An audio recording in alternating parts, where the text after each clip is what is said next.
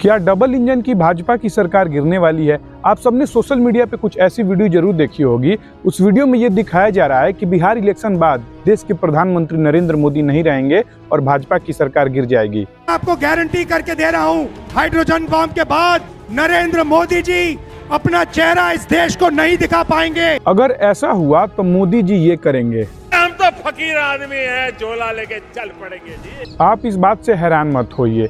आप हमें अपना बस कीमती 10 मिनट दीजिए तो हम आपको समझा सकते हैं कि ऐसा ट्रेंड क्यों चलाया जा रहा है, क्या ये पॉसिबल है। पिछले कुछ महीनों में जिस तरीके से राहुल गांधी का कमबैक हुआ, जिस राहुल गांधी को लोग पहले पप्पू समझते थे, आज उसी राहुल गांधी को लोग सीरियस ले रहे हैं। जिस राहुल गांधी को पहले पप्पू कहा जाता था, आज समय का फेर देखिए कि उसी राहुल गांधी के चलते मोदी गवर्नमेंट डेंजर जोन में आ गई है। 19 अप्रैल 2024 का समय था जब देश में सबसे बड़ा लोकतंत्र का त्योहार लोकसभा इलेक्शन स्टार्ट हुआ। बीजेपी का कॉन्फिडेंस काफी हाई था। उनका नारा था कि अब की बार 400 पार, 400 पार, अब की बार 400 पार। टीवी खोलने पर हर जगह यही चलता था, 400 पार। लेकिन जब इलेक्शन का रिजल्ट आया तो सब लोग हैरान हो गए। जो पार्टी 2 बार फुल मेजोरिटी से सरकार बना ली थी, इस बार के इलेक्शन में उस पार्टी को मात्र 240 सीट मिली।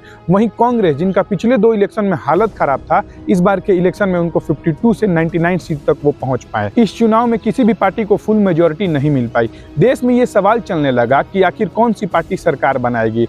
लेकिन यहीं पे स्टार्ट हुई एक दिलचस्प पॉलिटिक्स की। छोटी छोटी क्षेत्रीय पार्टी को बड़े बड़े ऑफर मिलने लगे। नीतीश कुमार अपने 12 सांसदों के साथ भाजपा में आ गए। वहीं चंद्रबाबू नायडू अपने 16 सांसदों का समर्थन भाजपा को दिला दिए। इन सभी सीटों को मिलाकर एनडीए का सीट 293 हो गया, जो कि बहुमत से ज्यादा है। इसी कारण से नरेंद्र मोदी जी तीसरी बार प्रधानमंत्री बन गए।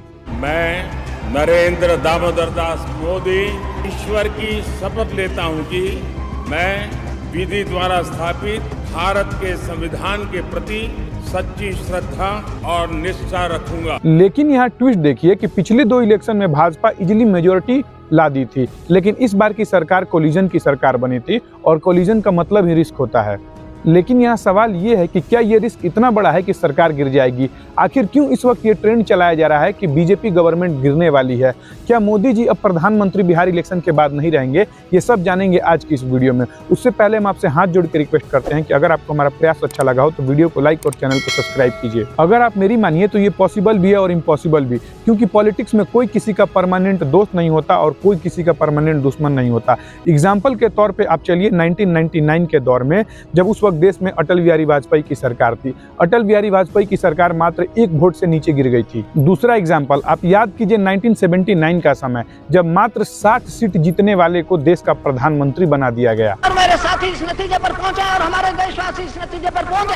वहीं 154 सीट जीतने वाली पार्टी केवल देखते ही रह गई। We were defeated, but within less than a month after the defeat, they were coming back. जब मोदी सरकार 400 सीट के जगह 240 सीट लाई है, तो क्या ये एक संकेत है कि इतिहास दोहराने वाला है? नीतीश कुमार, चंद्रबाबू नायडू जैसे नेता क्या गेम पलट सकते हैं? इस वक्त ये ट्रेंड चलने का सबसे बड़ा कारण है बिहार इलेक्शन। नवंबर 2025 में बिहार विधानसभा चुनाव होने वाले हैं। ये चुनाव बिहार का तो भविष्य तय करेगा, लेकिन ये बिहार के साथ साथ दिल्ली का भी भविष्य तय करेगा। अभी बिहार विधानसभा चुनाव में 243 सीट हैं। किसी भी पार्टी को सरकार बनाने के लिए 122 सीट का आंकड़ा छूना पड़ता है और इस वक्त बिहार में एनडीए की सरकार है, जिसमें मुख्य पार्टी बीजेपी, जेडीयू, आरएलएम, हम जैसी पार्टी का गठबंधन है। वहीं कुछ लोग कह रहे हैं कि बीजेपी का डाउनफॉल स्टार्ट हो गया है और बीजेपी की सरकार गिर सकती है। अभी एनडीए के पास 125 सीट है और हम सब जानते हैं कि बिहार में सरकार बनाने के लिए आपके पास 122 सीट होना चाहिए। अगर 2-3 भी सीट इधर उधर हुई तो नीतीश चाचा की सरकार गिर जाएगी और नीतीश चाचा की सरकार गिरते ही देश की सरकार कैसे गिरेगी, चलिए ये भी समझते हैं।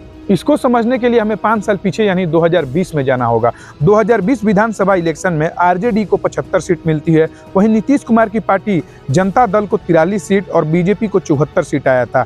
बीजेपी ने नीतीश कुमार को सीएम बनाने के लिए अपने 74 विधायकों का समर्थन जेडीयू को दे दिया ताकि नीतीश कुमार सीएम बन सकें। हम सब जानते हैं कि पिछले कुछ सालों में नीतीश कुमार सीएम बने रहने के लिए कितना फेरबदल किए हैं। अगर हम 2025 विधानसभा इलेक्शन में किसी भी पार्टी को सरकार बनाना होगा तो 122 सीट का आंकड़ा छूना होगा।